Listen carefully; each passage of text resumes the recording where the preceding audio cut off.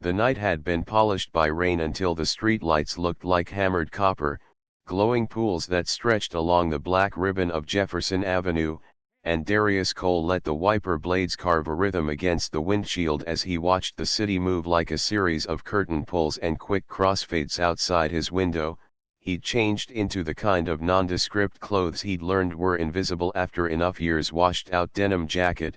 faded t-shirt, baseball cap pulled low. Because invisible was safer,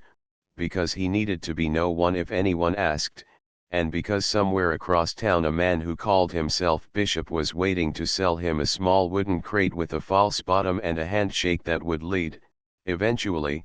back to the rail car where the fentanyl came off every second Tuesday. His badge slept under his shirt, the thin gold shield warmed by his skin, and a dog-eared prayer card his mother had slid into the same leather holder years ago, the face of Saint Michael rubbing off on the edges, and in the passenger seat, slanting toward the floor mat, was his phone, which to anyone else would look bored and silent but which, to the right hands, was a panic switch, a live wire into a secure channel at a DEA field office that could yank the night sideways in 20 seconds. He was 34, the kind of lightly muscular that didn't show under his coat, with a boyish mouth and a scar under his chin earned at 13 when he collided with a hydrant trying to outrun the summer storm and the police siren that wasn't even after him, and as he rolled to the red at Jefferson and 12th he reached for the St. Christopher medal that hung from his rear view and thought of his father's hands call used, careful, the way they used to frame his face when he was 12 and awkward and furious and unable to name why. And he felt, in the restless quiet of the car with the rain a metronome over him, the interior stillness before a scene changes and you realize you've just passed the line and the next cut is the one that matters. He didn't see the cruiser until it was already there, gliding up behind him with headlights that were too clean and too cold, slipping into the empty lane as if cued by a director with a gift for timing, then a wash of blue and red, the kind that makes you look at your knuckles on the wheel without meaning to, and he breathed in and out because that was the first rule: just breathe, keep your hands visible, be plain and slow and small, because a black man being large at night on an American street could be a danger to the man himself, even if the laminated piece of authority under his shirt could crack the night open like a flare. And he flicked his signal, eased to the curb under a weeping elm, rolled down his window and turned the interior light on, the ritual he learned at 16, baked into muscle memory even now. He heard the cruiser door open and close, saw the smudge of a figure in his mirrors, a second figure moving around the passenger side like a shark in shallow water. And then the flashlight was on him, bright and clinical, a white circle that cut his face into disjointed frames: cheeks, eyes, the reach of his right hand for the glove compartment that he stopped before making, the way he lifted both hands and placed them at 10 and 2 again. The officer's voice came first as a chirp of formality, and the smell of wet nylon and coffee drifted in with it. Evening, sir, license and registration, and over the words there was a skein of practiced cool, a note he recognized from men who thought they were running the world and boys who believed they ought to. He told himself to be a man named Darius Cole who managed inventory at a shipping warehouse and who had put in for extra shifts because Christmas was coming and his sister wanted to surprise her daughter with a bike. He told himself not to be the man who could name the weapons by sound and weight and who thought in counter-surveillance angles when confronted with a stop that should have been nothing but a speed bump in the evening. He moved slow, narrating each motion because that's what his father taught him after the talk he had with a teenage boy who'd come home shaken one night because a cop had asked him where he was going and why, in a voice that turned questions into clear assertions. "I'm reaching for my wallet with my right hand," and he saw the officer's left hand move to hover near his holster, the brief twitch, the way the second officer at the passenger side lifted on his toes like a sprinter waiting for the gun, and it would have been a mundane ballet if the officer's eyes hadn't been the kind that slid over you and through you and stopped only when they found purchase on something they could control. And Darius, turning, took in more detail than he wanted to, the name tag that read Coates in machine-stamped letters, the small white scar on his eyebrow that broke his expression into a constant half-smile, the jaw clenched beneath the veneer of politeness, a second man on the passenger side with a bigger frame and a face that looked like it had forgotten how to make softness a long time ago. He passed over his license, the registration in a cracked vinyl sleeve, tried to make his voice an even rake across the stones as he said, "May I ask what the issue is, officer?" And Coates said, without even pretending to make it up, "Failure to signal and drifted a bit, nothing big, just a routine stop." The word routine is a cold instrument when you're the one it's being applied to. It suggests an ordinariness that might mean nothing for most but which to Darius always felt like being told your body was something to be processed, a package on a belt, and he nodded anyway because he had been trained to nod, to endure, to pull back his heat until he could place it where it would do the most work. Coates took the card, flicked his eyes at the expiration date, and asked, "You from around here?" With the air of a man who already believes around here means somewhere he has decided is trouble, and Darius said he was driving home from work, keeping his sentences closed and clean as if language itself might be counted against him. The second officer, Bradley, bent and peered into the passenger side with the flashlight, slid it over the seat and down to the floor mat, and Darius felt the heat of it on his cheek like someone had pulled the sun inside his car and pointed it at his skin. "Got anything in the car we should know about? Weapons? Drugs?" Coates asked, "Because I'm getting a smell here," and Darius said, "No, sir, and no weapons, and you don't smell anything." Could have been a third answer but he swallowed it because it would be a sentence in the wrong direction. He had not driven all these years and all these miles to let a routine stop become something else, and yet he saw it leaking into that something, his instincts telling him that the second officer had stepped too lightly, that his eyes weren't scanning for threat but for opportunity, that the way he slouched his left hand into his jacket pocket was about to become more than it seemed. "Mind if we take a quick look?"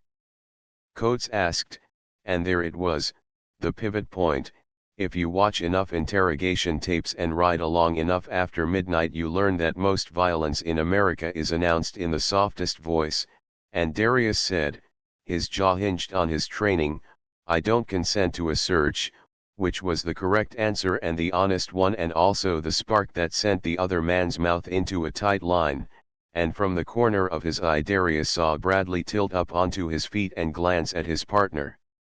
With something like hunger, "Okay," Coates said, "okay," the way a man says it when he has already decided he'll get what he wants anyway, and he took 3 steps toward the cruiser with Darius's license in his hand, the light from the dash more sodium than the street light, his silhouette haloed in red and blue, and Darius tracked the way Bradley shifted his weight behind him, to the passenger door he had earlier been pretending to inspect, and he felt it before he saw it, the gut level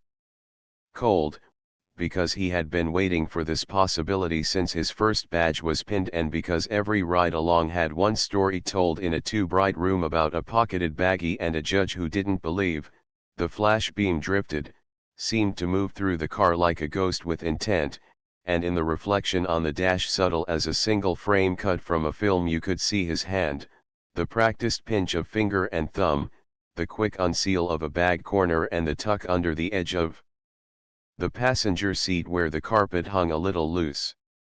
If it was a trick of light, it was the cruelest one. If it was real, then it had always been waiting here, and Darius had to swallow against the rising in him, not fear. Fear was a constant, a river you learned to navigate, but fury, because he was not only Darius in the world, a man with a mother who made greens every Sunday and a niece who loved when he tucked her hair behind her ear. He was an officer of federal law in a city where that could sometimes mean nothing at all. When another officer had decided what your evening would be, he said nothing because that was the next instruction his life had given him. He catalogued, he kept his breathing even, he set the camera on the underside of his rear-view mirror fully live with a twitch of his index finger against a hidden button. He angled his face so the mic in his collar would pick up every sound. He slid his left thumb against the phone screen in the pocket between the seat and the console, a gesture so small it might have been a fidget but which delivered a bright ping into a secure server 15 blocks away where, at this hour, Special Agent in charge Justin Laird would be eating a vending machine granola bar and reviewing maps. Bradley went to the back of the car then, tapped the tail light with his knuckle as a tick, and Darius knew he was waiting for a cue from his partner, who was now within the cruiser, speaking into the radio in a calm tone, and the rain had slackened into a mist that made everything look like it had been clear-coated and ready for sail, even sorrow. When Coates returned, there was something like a smile ghosting at the corners of his mouth, and he said, "Step out of the vehicle for me, sir," which meant this was no longer a conversation, and Darius nodded, moved slow, opened the door and stepped onto the slick pavement. The night made a small exhale around him, steam rising from grates, the nearby bodega's neon stuttering between open and on like it wasn't sure the word wanted to be itself, and he stood with his hands visible while the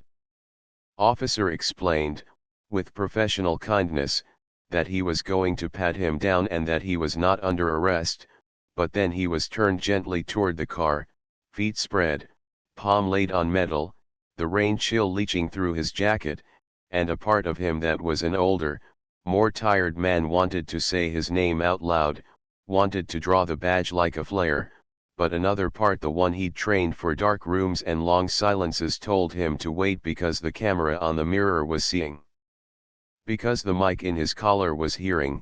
because justice had to be more than the thing with a blindfold on a statue. He could smell their aftershave, the synthetic bite, he could hear a television through a second-floor window tuned to a game show, he could hear his heart as a measure line, and when Bradley leaned into the car and came up with a small, triumphant sound in his throat, crying well, he thought of the first time he'd watched a man plant a gun on a suspect in a story told in a training room, grainy footage and a chorus of disbelief, and now here was the bag, clear plastic, taped corner, white powder like ripped paper inside, and the way Coates held it up to the light, an object lesson for an imaginary class, almost made Darius laugh because something about it was so painful it implied the parody of the thing itself. "You got anything to say?" Coates asked, his voice brighter now, an actor who'd waited all night for his big scene, and Darius turned his head and lifted his eyes to look at him, and the line he'd had ready since he was 22 fled because the part of him that had learned to be still was still in command. "Those aren't mine," he said, "because what can you say when the truth is a currency that isn't accepted at this bodega, because sometimes honesty is a kind of embarrassment in the face of ritualized lies." He was cuffed with a grip that was firm and not cruel, because cruelty wouldn't serve now, because it would muddy the footage even if the footage didn't officially exist, and the metal bit his wrist on the familiar bones, and he breathed and stared at the wet black shine on the hood and thought of his father's voice, the voice that had been gone 6 years now, saying, "Son, the hardest part is keeping your head in a world that's busy trying to take it," and he thought of the small ways the world had tried to take it. A traffic stop when he was 17 where the officer asked him, just asked him again and again where he'd been and where he was going in a tone that made the questions into accusations, a college security guard who followed him to the bookstore, the way shopkeepers sometimes flinched when he reached for his wallet, the way a white lady had said "you people" to him like she'd just invented a new term and it was going to cure something.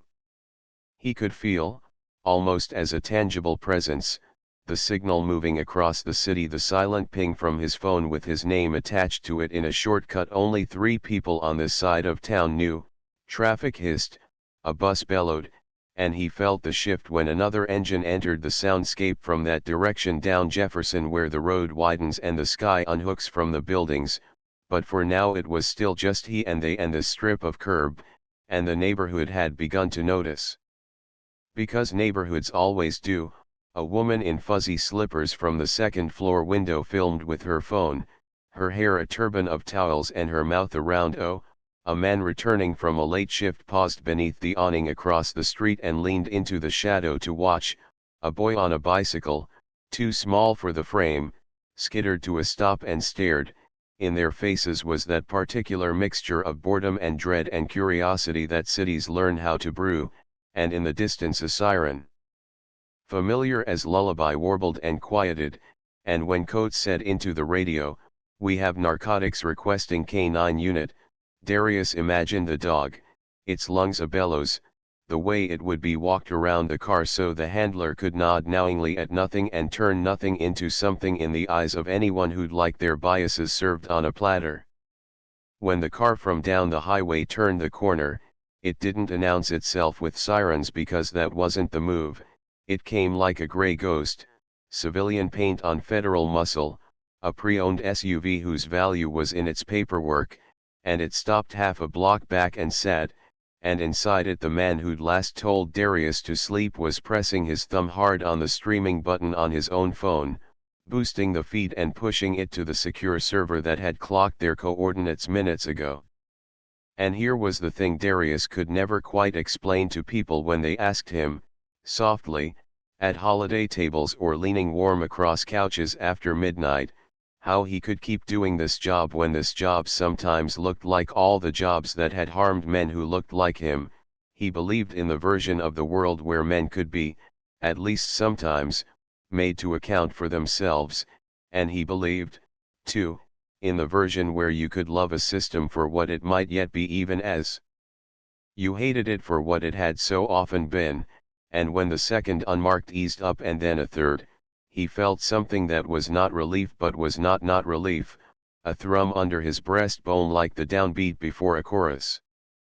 Coates looked up, squinting a little as if into the sudden brightness of a movie theater house light coming on at the wrong time, and he did that little head tilt men do when they want to look casual, and then said, "Everything's fine, just a routine stop," into the air, his voice aimed at no one and everyone, a public statement to the sidewalk, and Bradley pinched the bag in his fingers again like he didn't know what else to do with his hand. The SUV doors whispered open and men slid out in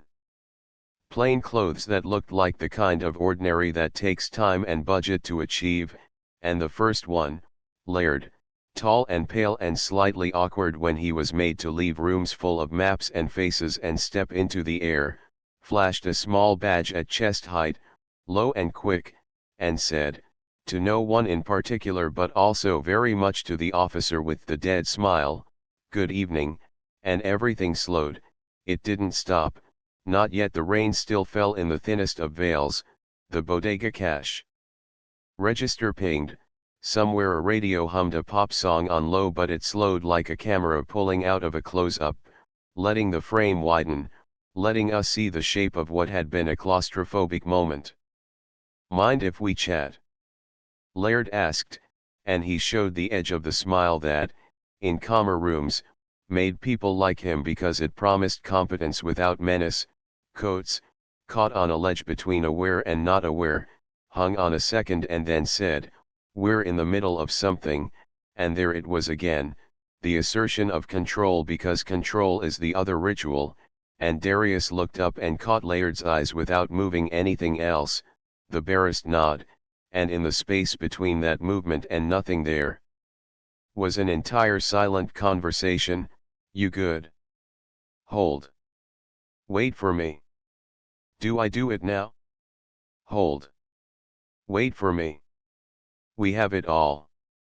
The angle is clean. Bradley shifted on his feet, suddenly uneasy now that there were other men here who held themselves like men whose pronouncements ended in a gavel strike. Laird, never nervous, just hungry in this quiet way that desk men get when finally they get to put their hands on the bad thing, walked around toward the passenger side window and peered in, not touching anything because the ritual matters on this side too, and said, as if asking about the weather, "Where'd you find that?"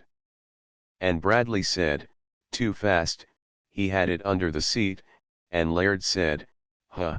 like he'd just learned a new card trick. Then, pulling his phone out in a smooth movement that made you wonder if he'd practiced it in a mirror, he held up the screen and there, framed in a small field of pixels and poor light but still somehow definitive, was the slice of a moment from 6 minutes ago, a hand with a scab on the knuckle, a particular wristwatch that now glinted under the cruiser's streetlight,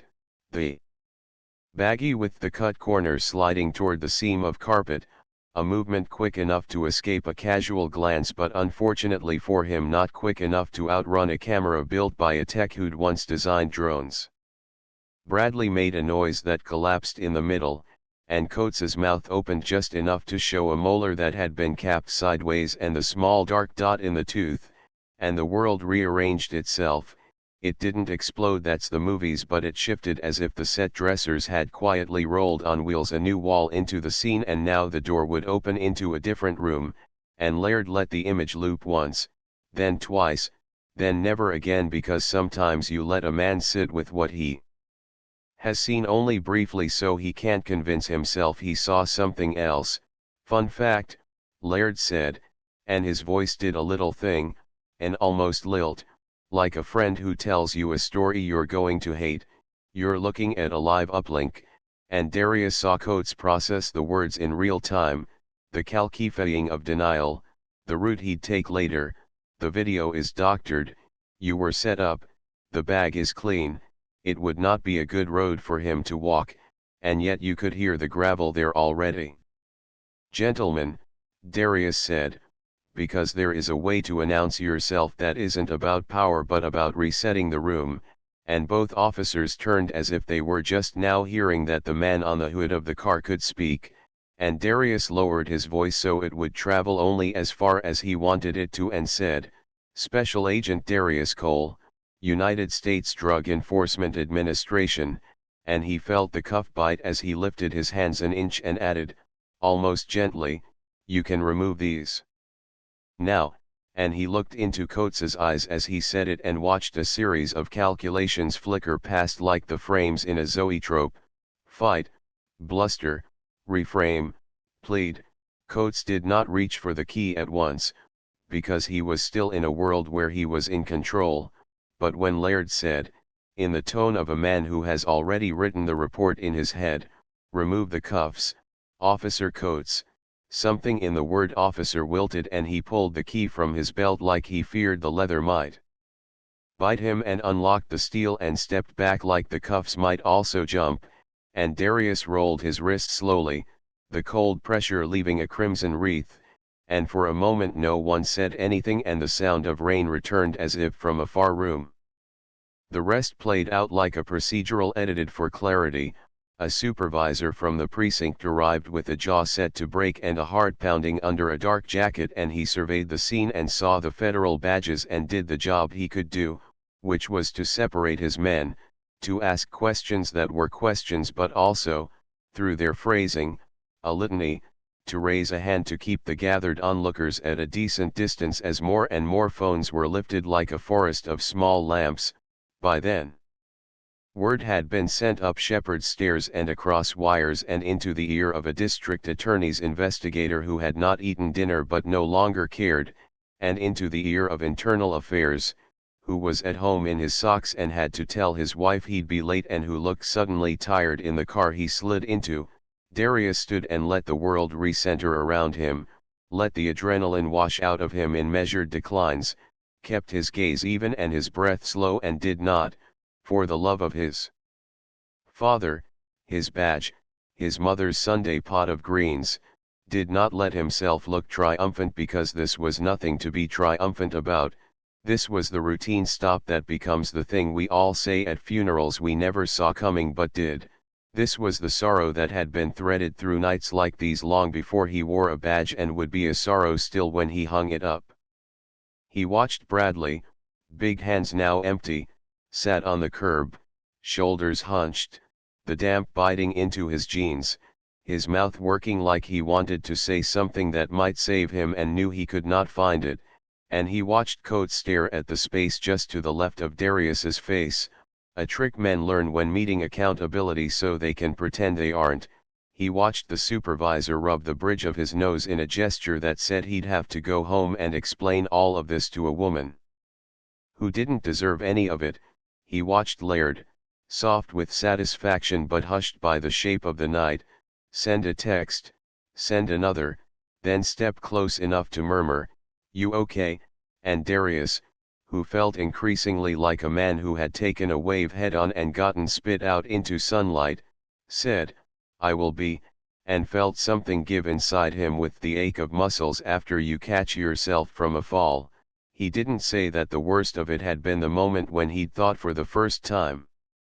that maybe he should have declared himself sooner, and then he'd made the opposite calculation, that maybe he couldn't, because what if a man who didn't care about the law would care even less about the shield you hid behind if your skin looked like his? He didn't say that he had been thinking of Bishop and the crate and of how this would change the choreography of the night to come and the next dozen nights, because the work always spooled out in endless threads and you were always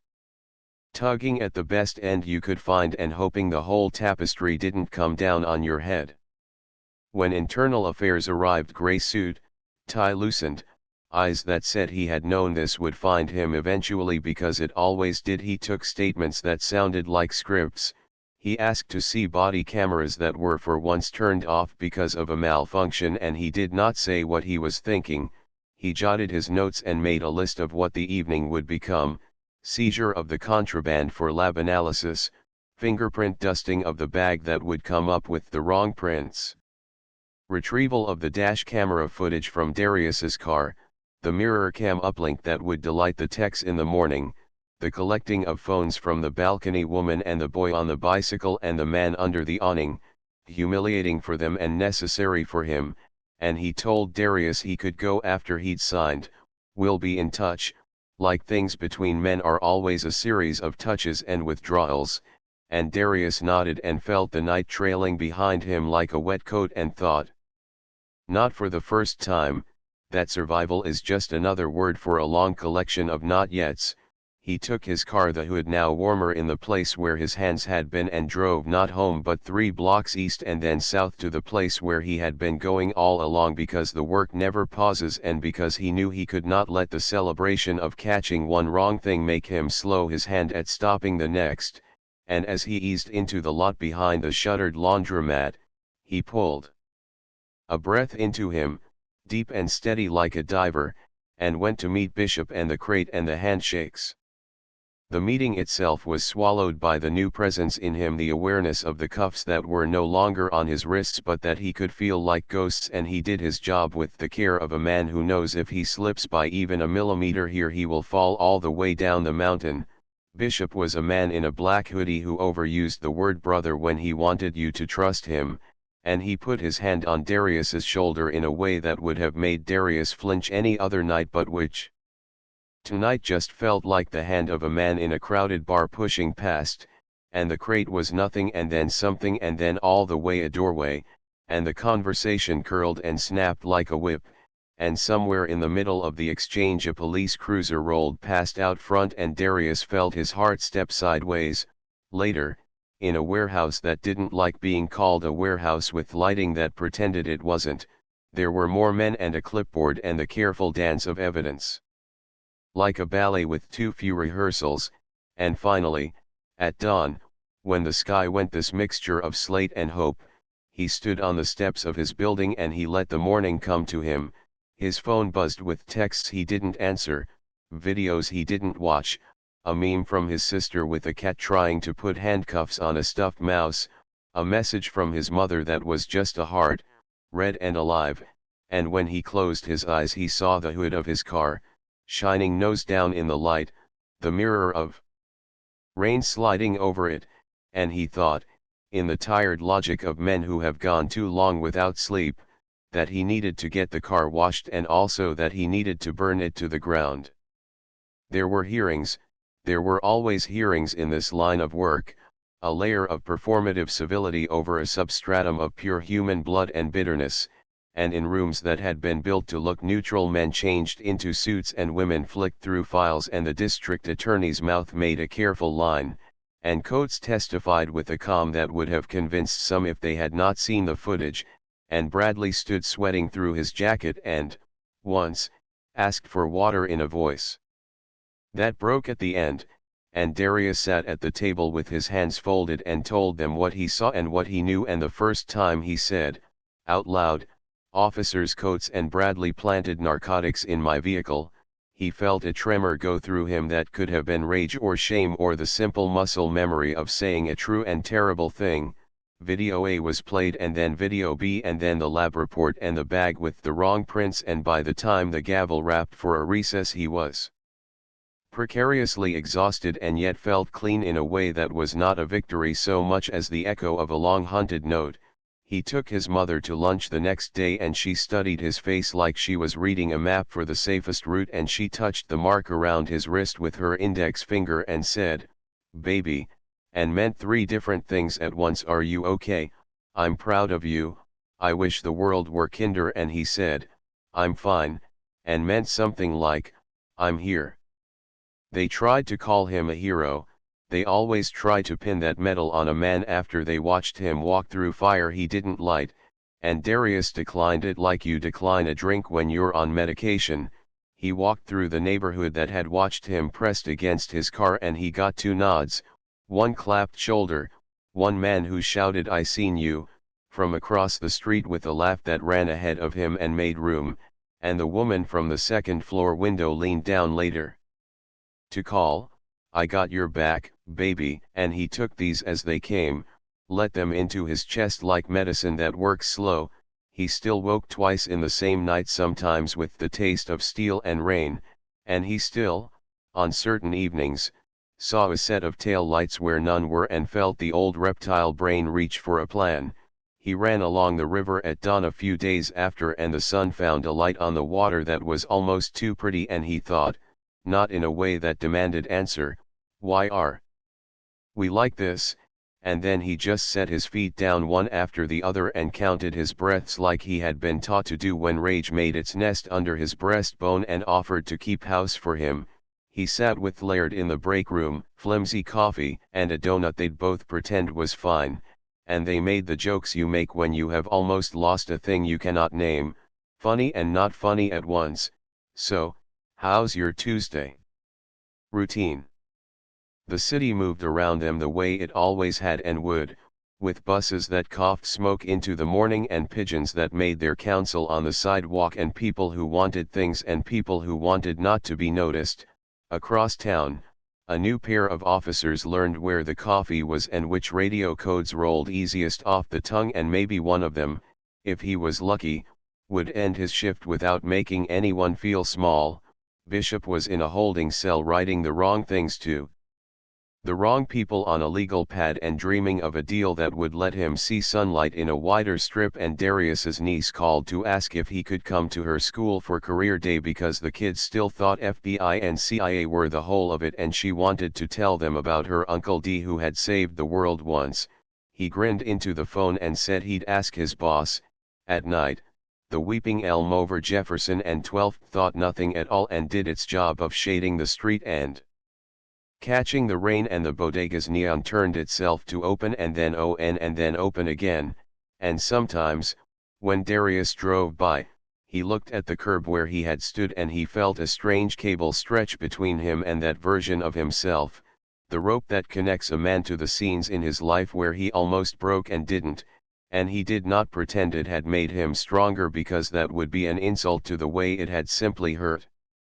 Months later, in a courtroom where the heating was always set wrong and the fluorescent lights buzzed like a tired fly, Officer Coates was sentenced, and the judge, a woman with a calm voice and a jaw that looked like it had learned to withhold more than it ever had to bite, said, "This court cannot abide those sworn to protect the law violating it in the way you have." And Darius sat and watched and thought of how sometimes the end of a thing doesn't come with trumpets but under cheap lighting.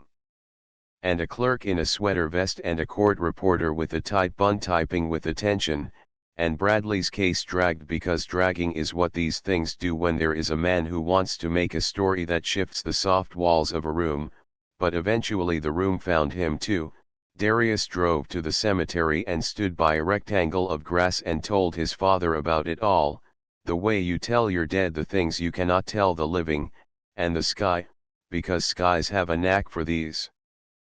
things, made a small show of its own, a crack of light through cloud, but he didn't go poetic on it, he just nodded, and after, he bought groceries and went home and cooked a pot of his mother's greens and ate them and let the heat work through him, and when his sister called he answered and they talked about nothing for a long time, which is sometimes the best something.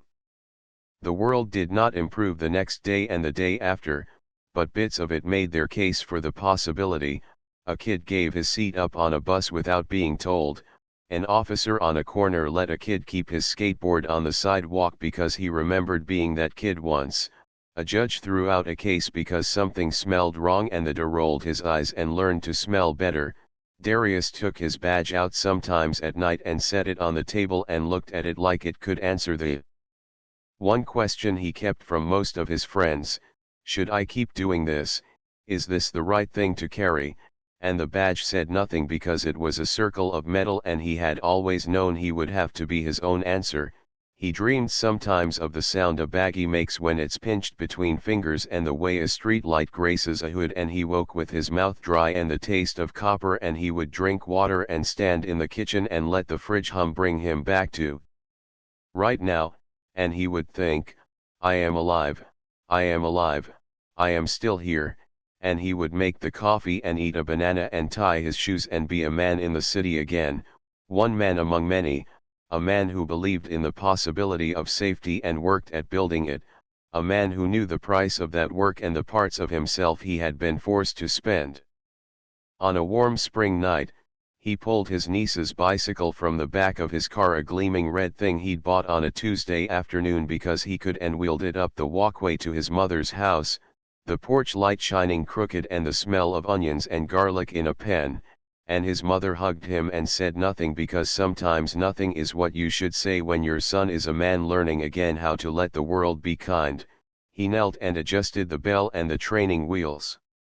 And his niece, serious as a judge, watched and then hugged him with a strength that made his back crack, and he laughed and made a sound like joy, and for a moment, a filmed, edited, but unadorned moment, there was nothing wrong with anything at all. Later, driving home, he passed the elm and the bodega and this particular stretch of wet road that had been his proscenium, and he pulled over and parked and sat with the engine off and the car ticking itself cool, and he felt the silence like a